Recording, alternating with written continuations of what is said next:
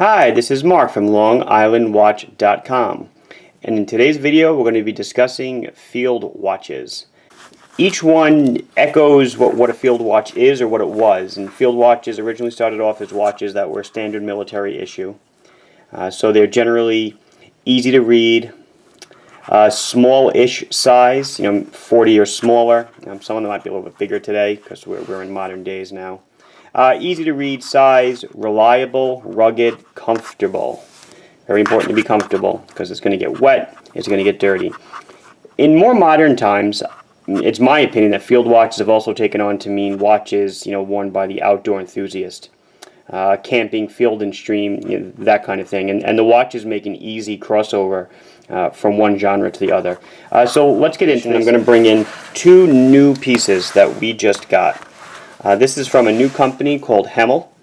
Hemel is a micro brand started by a gentleman named Marvin. Marvin is also a local Long Islander. And Marvin and I hooked up a few months ago and he showed me his brand. I liked what he had and I'm proud to be able to carry them in the store. So I have two examples from the lineup. Right now there is one style of watch. It comes in two different finishes, polished and this matte. And each one of these comes in four different dial executions and strap combinations. So right now there's a total of 8 different watches that you can purchase. They're all the same size. They are 40 millimeters in diameter. They're going to be 13 thick and 47 from the tip to the tip. So this watch uses a Miyota movement. This is the Miyota 9015, which is considered by many to be an excellent movement, rivaling the Swiss in many ways. This is a movement that was brought out by the dwindling of the Swiss watch movements, and many players came up to bat. Miyota has always made movements. Miyota is a citizen company, but they basically answered with this 9015, which is part of the 9000 series. It comes in a lot of varieties. It's also in Junkers and Zeppelin watches that we sell with an added power reserve meter. It's just a very reliable and accurate movement.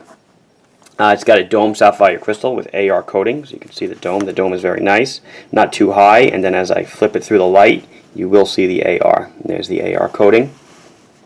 Just done very well. A little luminescence. Look at that. And even the 24-hour scale, you can read it extremely easily. It's quite visible.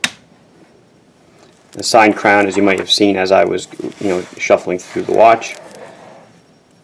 Interesting secondary keeper being in orange. It kind of catches with the secondary, with the second's hand being orange.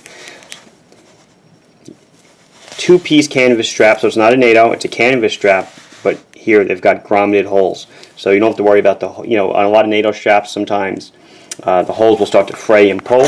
It's not going to happen here. And then I'll bring up the blasted version, which is basically the same style watch. The dial's a little bit different. The hands are a little bit different. But here now the case is blasted. Signed crown, blasted hardware. 1-piece nylon strap, but again, grommeted holes. So next I'd like to go through each watch. I'll pop it on my 6 3/4 inch wrist, and we can get some wrist shots with each one so you can kind of see how the watch wears and feels. Last one up would be the Hemel. I'm not going to try them both on. This is the sandblasted one. I like the sandblasted better, especially for a field watch. I feel it's more in tune with what the watch is, but 40 millimeter, extremely comfortable, fits very well. The lugs really hug the wrist. Definitely a good fit.